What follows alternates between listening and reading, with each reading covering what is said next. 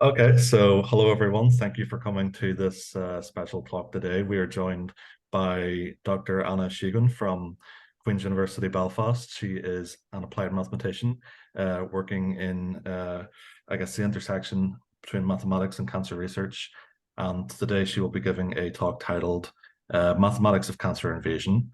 Um, I think we'll just jump straight into things. Thank you again, everyone, for coming to this BMUCO talk, and thank you, Anna. I will hand things over to you. Yeah, thank you very much, Ryan, for the kind introduction. And thanks to everybody who joined us, despite us probably you're having a great weather right now, but you still joined and wanted to hear something about cancer invasion. So that's good. So let me then just jump straight into the talk. Second. Okay. So yes, apologies. Right. So the topic is modeling cancer invasion, but I realize that many of you probably don't know much about cancer invasion, so I will start with some introduction of what it is about, what drives it. Yeah, so maybe it's a bit about biology, but it's not going too deep. Yeah, and I'm not a connoisseur in biology myself anyway. Then, because it's about mathematical modeling, I will give you a brief introduction into mathematical modeling, because maybe you haven't engaged with that yourself so far.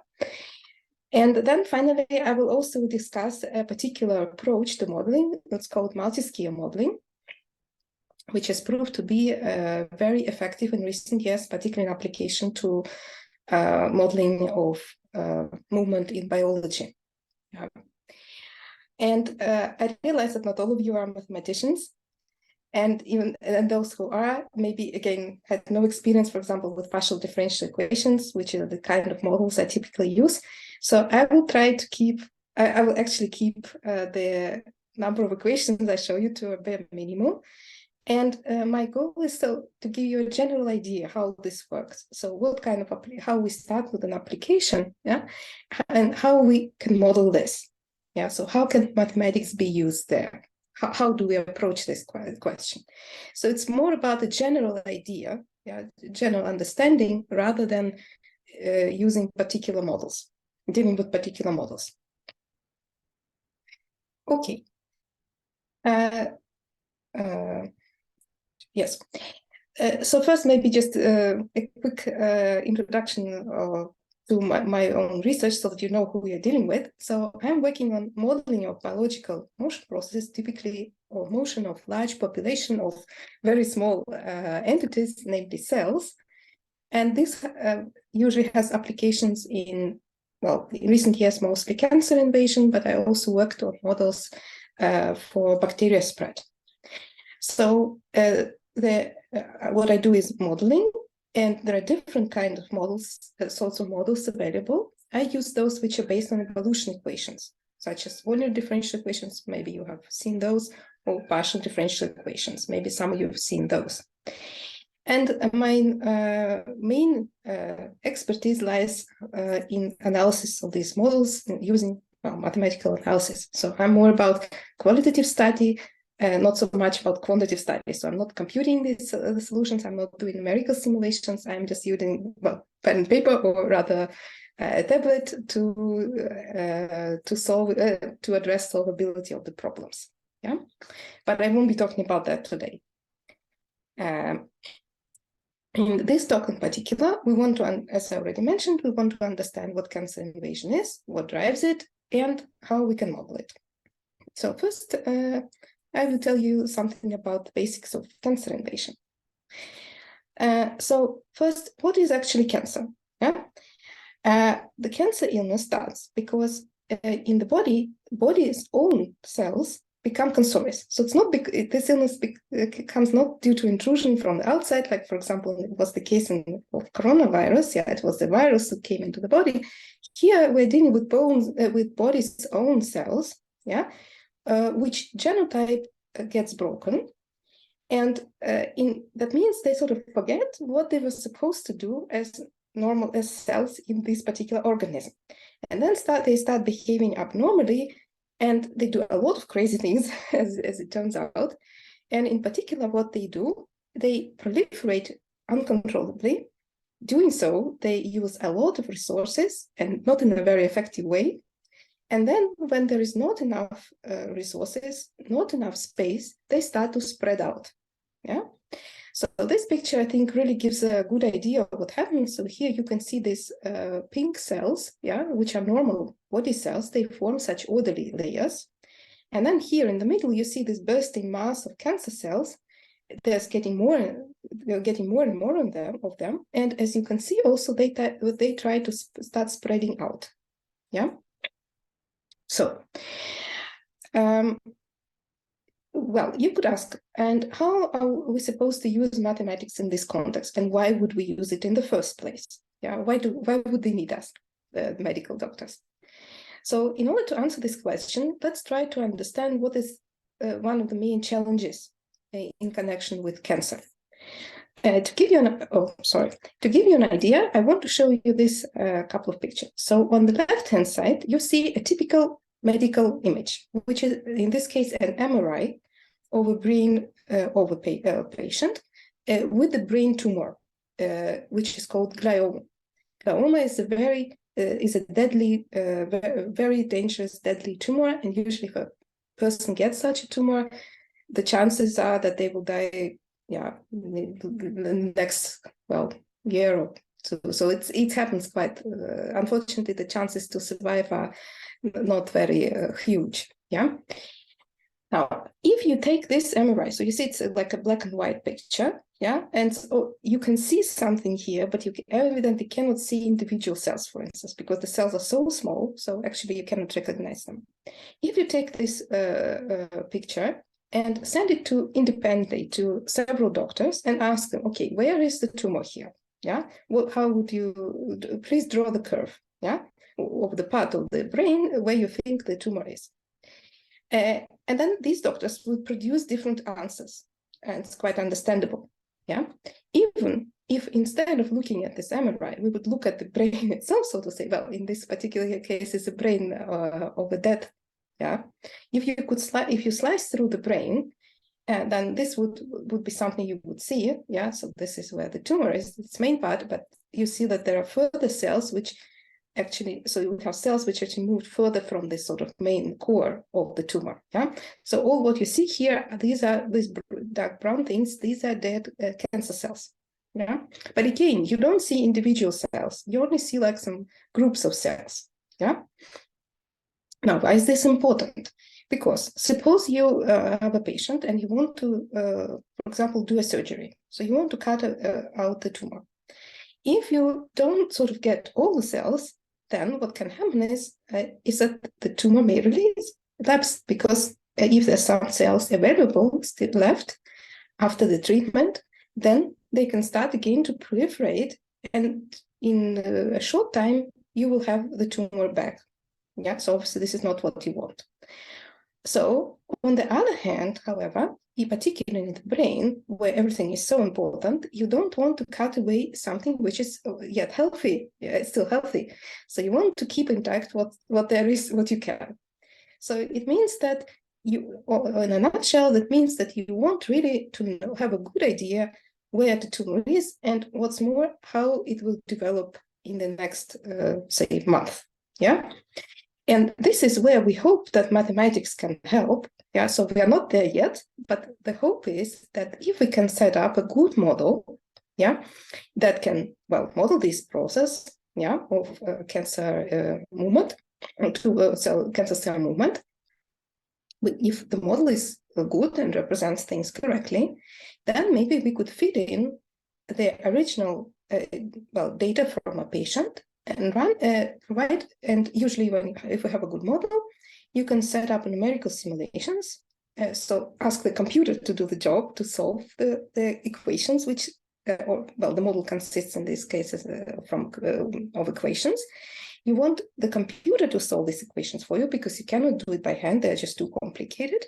So the computer does the job, and then when the computer solves it, you can visualize the results, and they can look then similar to what you see on an MRI. So they would also sort of portray the cancer, the density of the tumor over time and over space. Yeah, and then you can run your simulations and see what happens over time. And then perhaps you would be able to tell the medical doctors, look, you think that the tumor has progressed that far, but actually we suspect, and this is what our model shows, it actually progressed farther than that. So keep this in mind when you do the treatment. Apropos treatment, when a doctor needs to come up with a good treatment, there are typically different strategies that they could use. Yeah, and it's not always clear what is really optimal.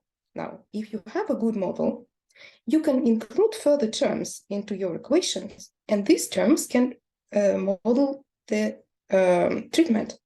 And then you can run again your simulations, and maybe you can even do some optimization and find a treatment which is kind of optimal, which is best. And what's more, can be designed for a specific patient, because in your program you can feed in the data, for example, the brain structure, yeah, of a particular patient, yeah, and could be a part of some computer program that medical doctors could use when they're treating patients. And so this is sort of the ultimate goal, but then you really need a very good model, and you need good cooperation with medical doctors, and so it's still a long way, yeah? But this is sort of the ultimate goal we're working towards too. So this is why we hope mathematics can help here. So now hopefully I have convinced you that mathematics can be of use. Now let's try to understand this particular situation, what we would like to model. So I already mentioned migration, invasion. So what is this all? So a general term is migration, but migration goes through several stages. What we are concerned with in this talk mostly is invasion. Invasion is what I showed you in the first picture, is a local advancement. So it means you have a primary tumor and the cells just started to move out, so that they invade the surrounding tissue. I will say a few words about tissue in a few minutes. So we are only looking into this part of the motion of cancer cells. And what we're not, unfortunately, covering is metastasizing, which is a further stage, which means spread to other organs. Now, if I can move this, yes, I think I can move it here. Here, right, sorry. So here on this picture, you can see what happens actually, what is metastasizing. So here on to the left, you can see the primary tumor, so the original one. And then what can happen is that cells, individual cells, reach the bloodstream, get into the bloodstream, are transported further, and then they disembark in some other places of the body where further tumors arise. And as I mentioned in the abstract for my talk, actually 90% of deaths due to cancer are not due to this original primary tumor, rather they are due to further tumors, because when it comes to metastasizing, all of a sudden, well, not so quick of course, but you have not a single tumor, but 2 or 3 or even many. And then usually it's a very poor prognosis. So what you really want is to preclude metastasizing. So if you can block tumor progression already at the level of invasion, then it won't come to metastasizing. So hopefully you can save the patient. So that means it's quite important to understand that particular initial phase of the cell migration. Okay. Yes, I'm just going to my best. Second, yeah, okay, I'll put it here. Sorry. So now, an important. So let's say we want to model invasion.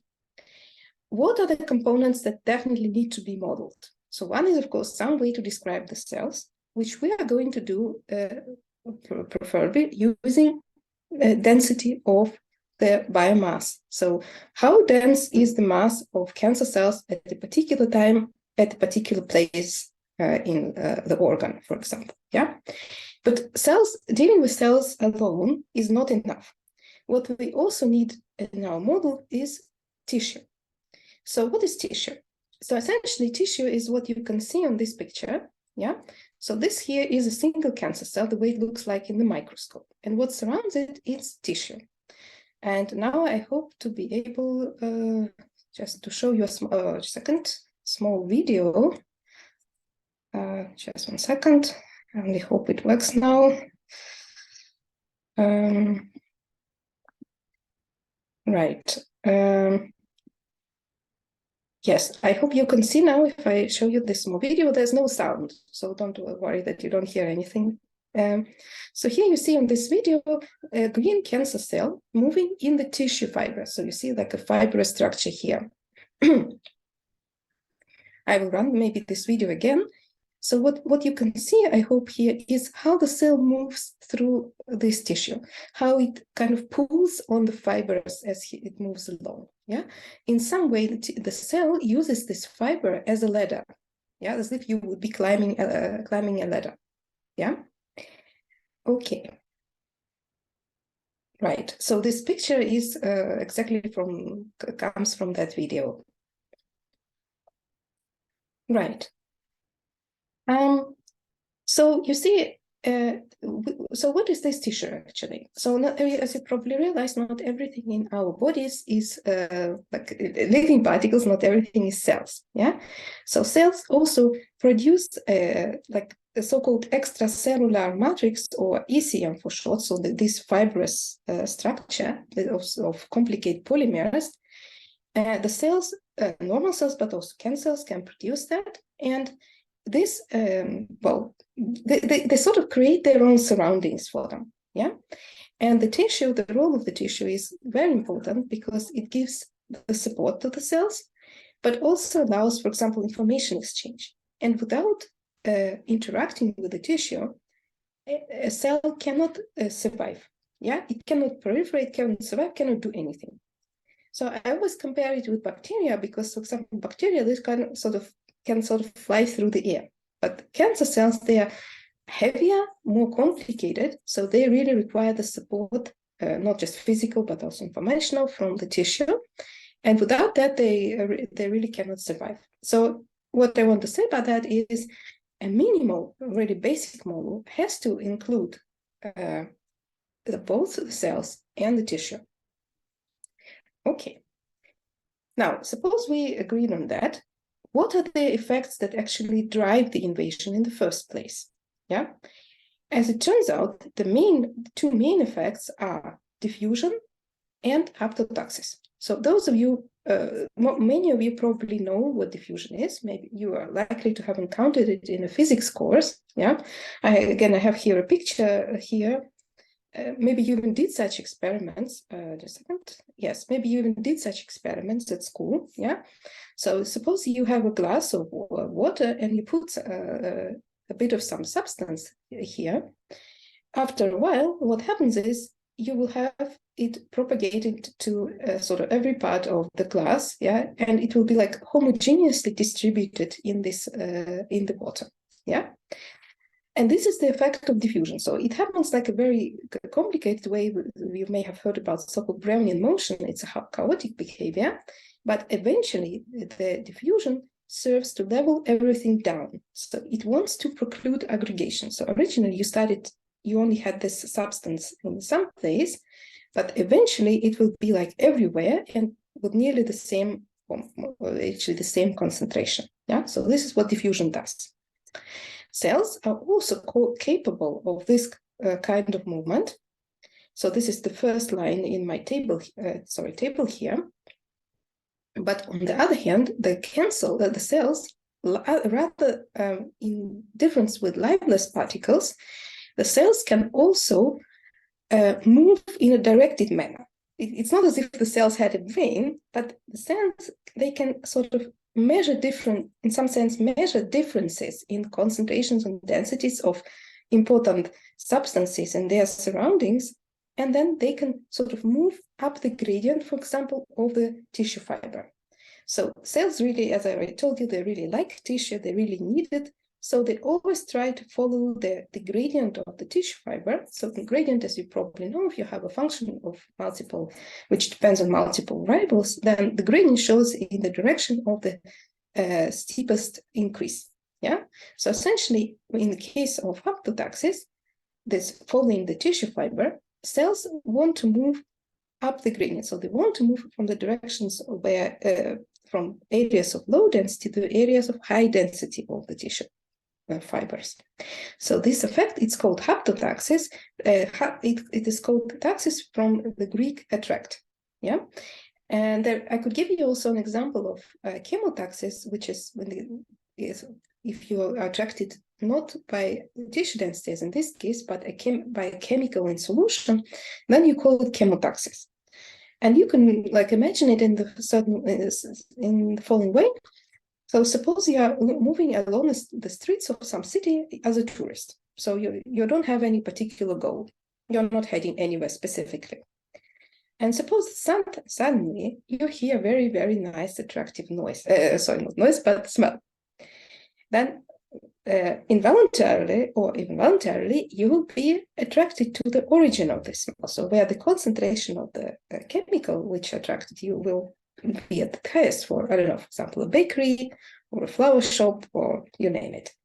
And maybe not only you, but also several other people will be attracted to that place. So you will all kind of gather there. Yeah. And then this means that you follow this attractant. Yeah. And it served to produce an aggregation. So people aggregated at a particular place. And just like they can do it, like people can do it, the same also can happen with biological cells. Yeah.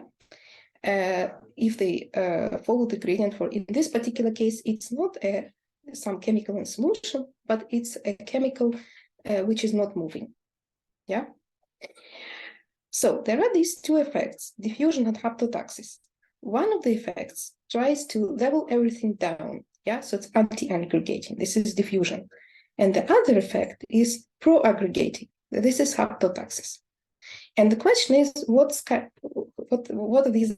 Which of the effects wins? Right. Okay. What is the main goal? What do we want to understand here? What we want to do is to understand cancer and predict and eventually treat it. Yes, I'm so sorry. I just 1 second. Just 1 second.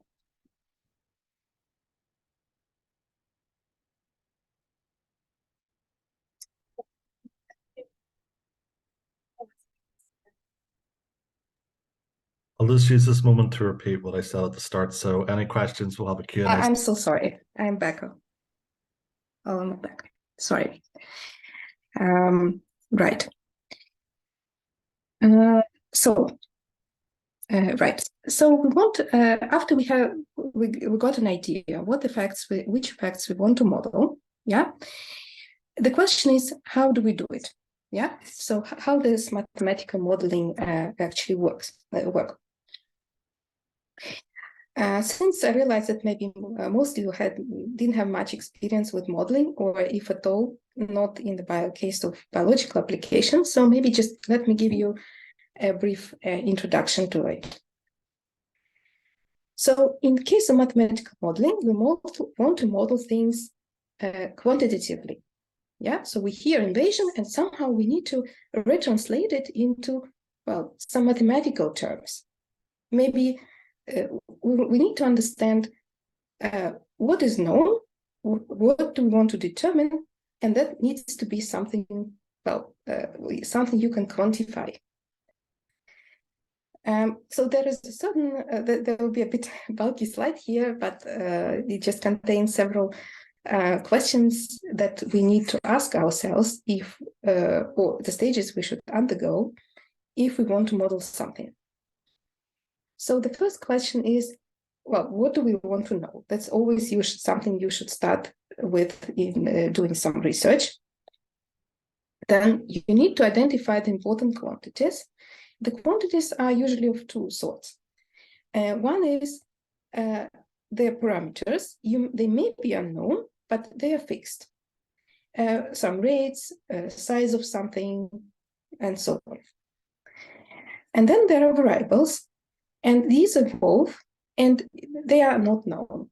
So this could be, for example, population numbers or densities.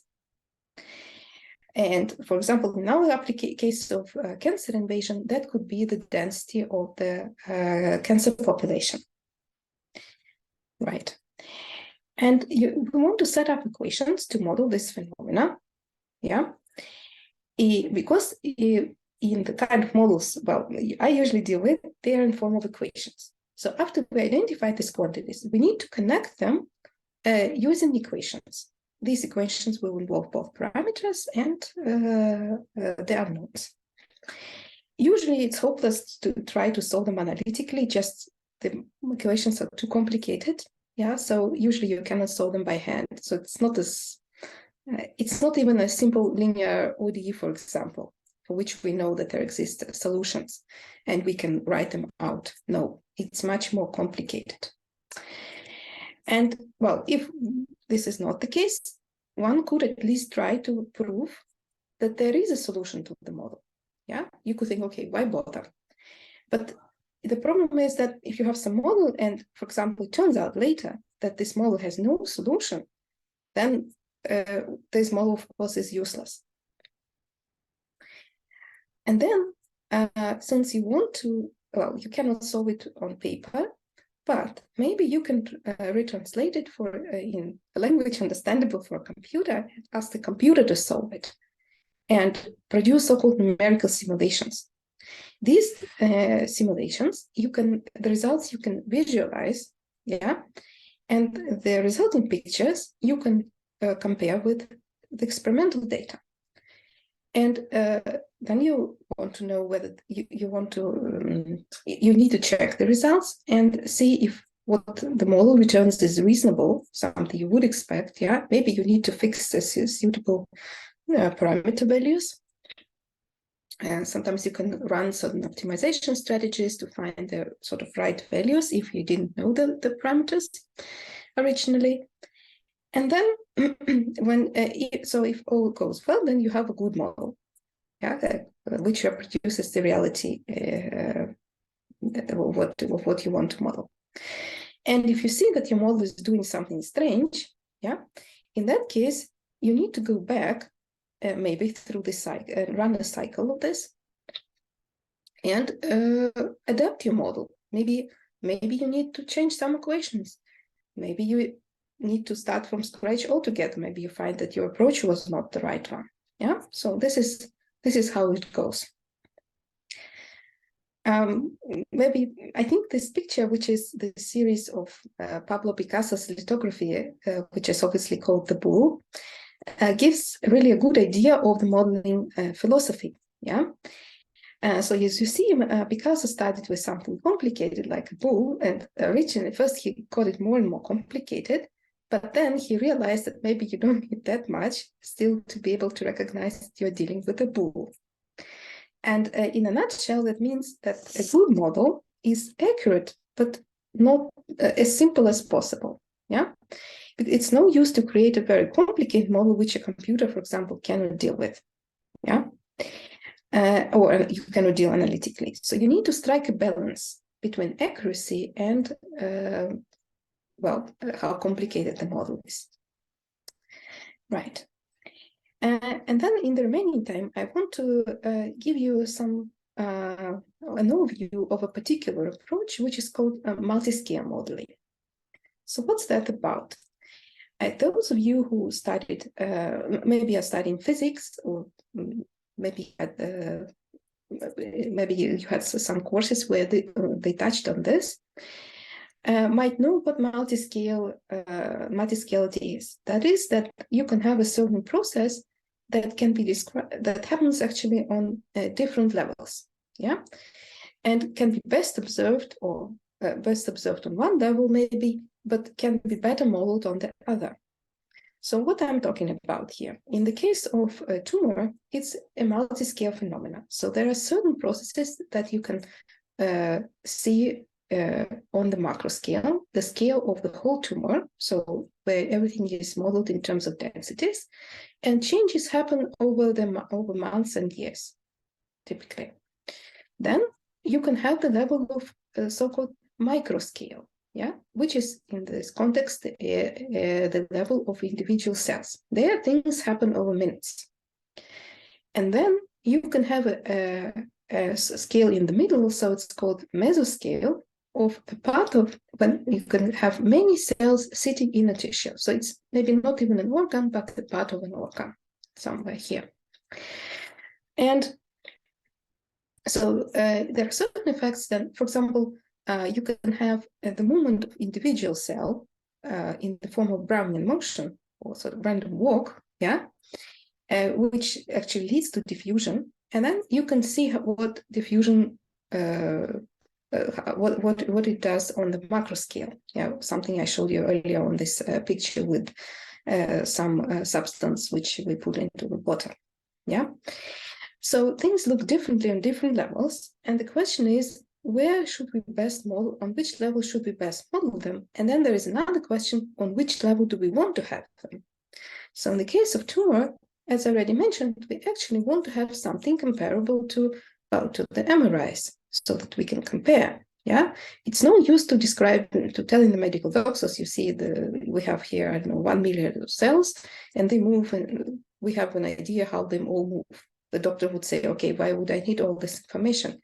I need some information about the density of the biomass so that I can compare with my medical imaging. Right. So it's the question of, well, how do we deal with this with these things happening or observable on different scales? So on these levels, the different levels, so I chose here micro, meso, and macro. You can model different things, and depending on what you model, you'd use different tools. On the microscopic level, you model the motion of individual cells, or sometimes even smaller than that, some parts of the cells. And you do so with, for example, ordinary differential equations or stochastic differential equations. Yeah. Again, I have here these abbreviations of, these are for different sorts of equations, and you don't need to know any of these, but I hope you know what it is.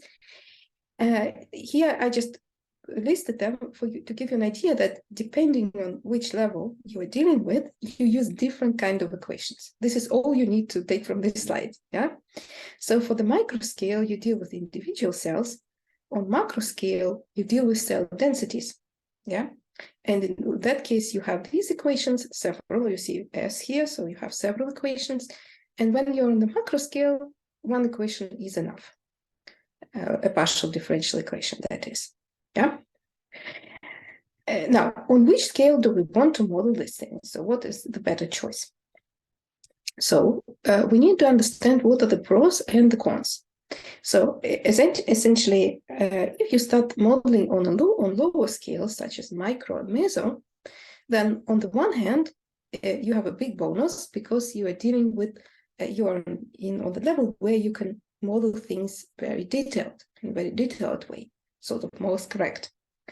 But there are two problems here. One is that numerical simulations are costly because consider, suppose you're modeling on the level of individual cells.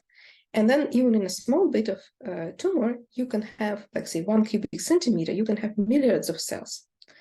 Okay, suppose this, you can solve all these equations, but what would that would take time as well, even though the computers are quite fast nowadays. But then the question is, what do you do with this information? Yeah, how would you compare it with the medical imaging? So this is not so nice. On the other case, if you deal with macroscopic scale, then yes, it's easier to simulate numerically, and you could immediately compare with medical images. But the problem is that it's difficult to model things well on that scale. So in some way, you want to have really all the green, so this all the pluses and no minuses. So you want somehow to have a way to model things in detail, in detail, but also be able to simulate it well and to compare with medical images. So how to get the best of both worlds? In order to do so, you start the modeling on the lower scales, yeah, on meso with some use of micro, and then you do an upscaling. In this process, you have a model on lower scales, and then you scale up to get a model on the macro scale. This approach actually comes from physics, where it was originally used. So maybe you had some experience with that in your university physics course, if you had one. So what is good about this approach? So on the one hand, you get eventually a macroscopic model, which you can compare with the medical data, the results. On the other hand, your model still inherits important low-level information. So your work on the lower scales does pay out, because some things still kind of feed in to your model on the macro scale, which otherwise you wouldn't be able to come up with if you wouldn't start modeling on that lower scale. Right. So again, what do we model on which scale? So I will just mention the micro and the macro scale. So on the micro scale, we model individual cell movements as functions of time. Yeah. So for each cell, we have such an equation. And on the macro scale, we model densities. So now position becomes an independent variable. Yeah. So here we have the density of, in that case, the cell population density. So, and on this slide, I just wanted to briefly show you what how do you deal with this? So this is an example when you have first a bunch of ODEs. So you see these are two ODEs for position of a cell I and of its velocity. And you have a lot of such equations, capital N, and the number is capital N for the number of the cells. And N is very large, so it can be some millions. Then you want to send N to infinity, given that it's so large anyway. And instead of this bunch of equations, yeah, several, so many of them, you get a single equation.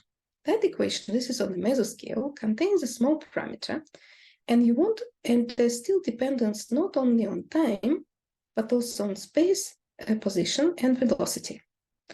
And then if you send this epsilon to 0, then in this upscaling procedure, yeah, and also integrate with respect to v, eventually you get an equation, yeah, which only is for a function, this c naught with a bar here, which depends on time and position only. So you started with this multiple equations and ended up having just a single one, yeah. And incidentally, this is a diffusion term, and this is could be the haptotaxis term. So these two effects I announced to you previously. So this is an equation which can account for these two effects. Yeah, and this is an evolution equation. So on the left-hand side, you have, this is the partial derivative with respect to time. And on the right-hand side, it shows you how, so what are the changes with time and also with space, because you have also partial derivatives with respect to this partial variable. But again, you don't need to understand all of those things, just the main idea. So how you started on the level of individual cells and go to the level of cell density. And this is the currently ongoing work, and also part of a project funded by EPSRC, Engineering Physical Science Research Council, I think I should mention at this point. And I cannot show you any simulations for this model yet. Yeah, it's an ongoing work, but I can show you in the last couple of minutes yet another earlier model. In this model, this is already on the macro scale, yeah, and so here you have this cell density evolution, time evolution described by this complicated right-hand side. And again, you don't need to understand all of this. It's just, as you can see, there is a term responsible for diffusion, another for the haptotaxis, and the other is for the growth. Yeah. And for this model, a former colleague of mine did these simulations. So to give you an idea what this model can do. So suppose you have a piece of tissue. So starting like this here. So you see there's clearly some directions here. There's some fibers, yeah, in this yellow color. And then suppose that somewhere here in the middle, you put a small tumor, yeah, a small concentrated tumor. And then you run it through the simulations, yeah, which so essentially let the model to show. So use the model to produce the evolution of the density of the tumor cells and all the tissue fibers. And what you can see over time is that the tumor starts to spread, does so gradually, yeah, and while it spreads, it follows the fibers. Yeah, so you see, it only propagates there where you have the fibers, and this is what the model sort of teaches it.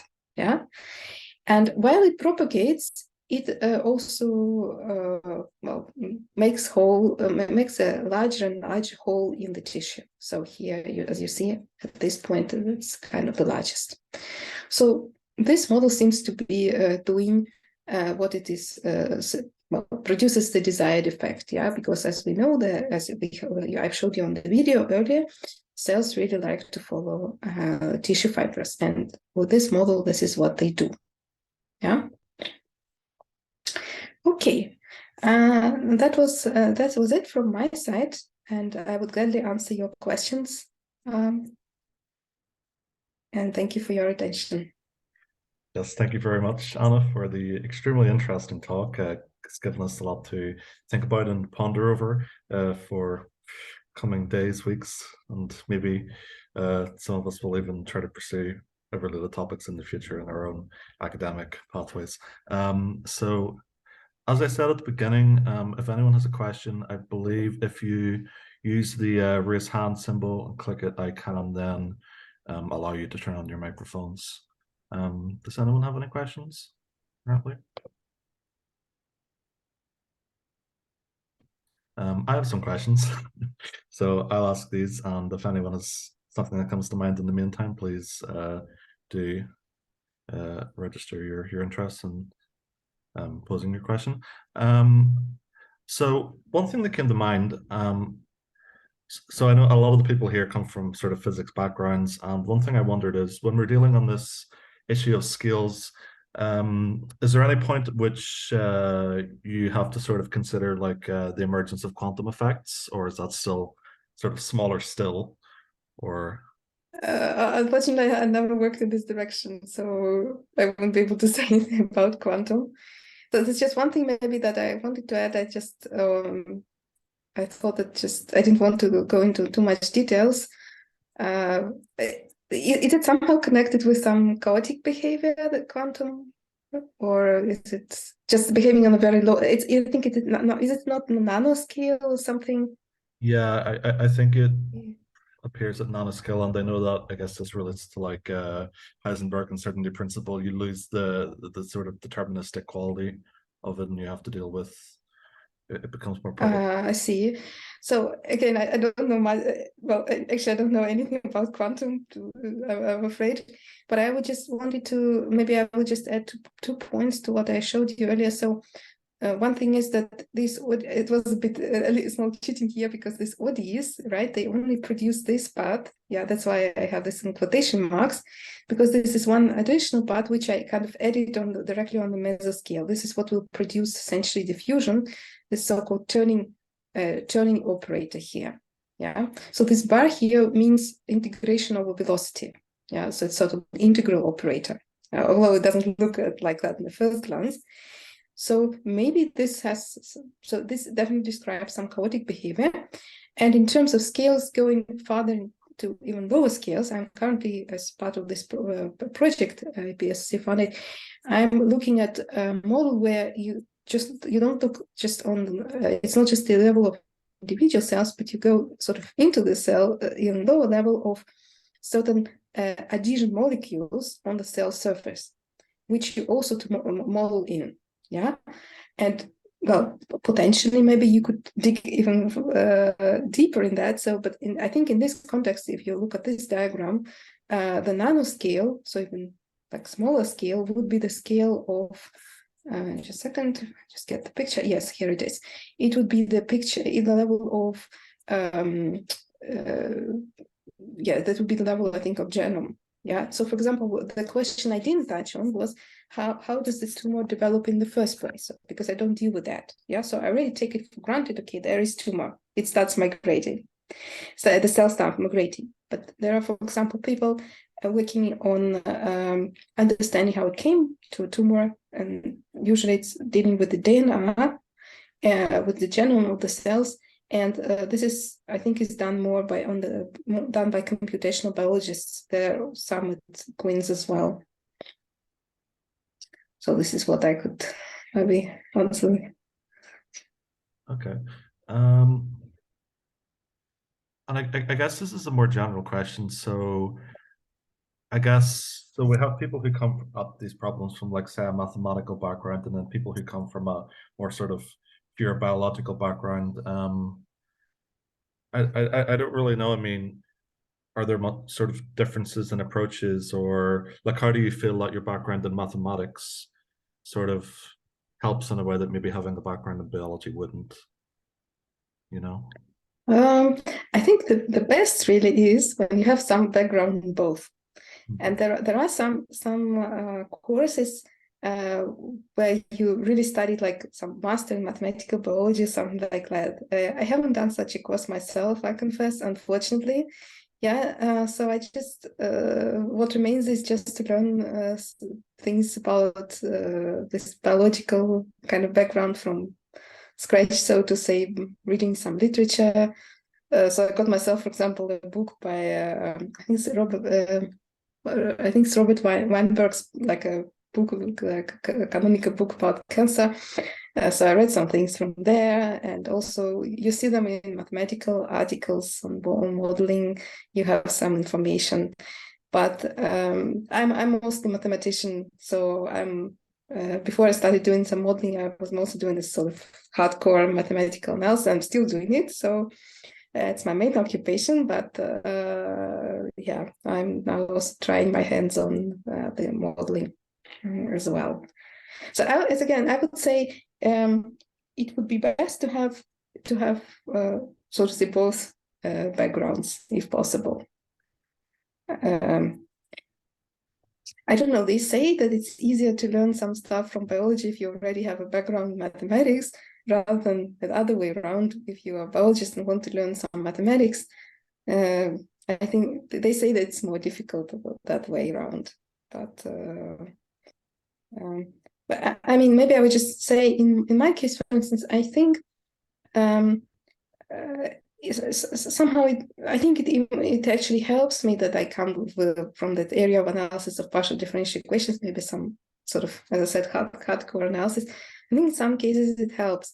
So because I really view it sort of with mathematical spectacles, and from my perspective, this is helping. But on the other hand, maybe if you're a mathematician, you're a bit more strict in what you're doing. So people who are doing mostly doing rather more modeling and don't do much of analysis, they are maybe allow themselves more, so to say. They can do things on a heuristic level without thinking much about, okay, how is it justified?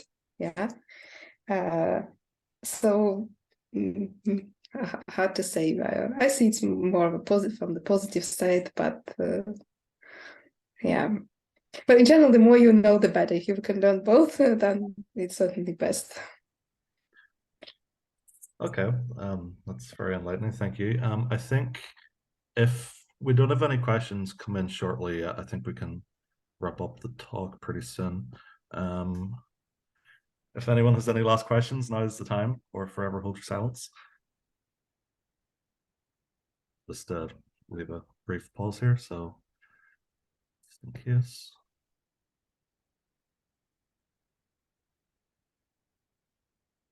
Okay, I don't see any hands raised, so I will use that as the cue to wrap things up. So again, thank you very much, Shanna, for the incredibly interesting talk, and thank you for everyone who has appeared. The talk has been recorded, so if anyone is currently watching the recording of this on YouTube, hello, and thank you for tuning in. I hope you found this talk to be as interesting as we did, and yeah, everyone have a nice day, have a nice summer or winter if you're in the Southern Hemisphere, and I will wrap things up. So thank you and goodbye. Thanks, everybody. Thanks, Ryan. Goodbye.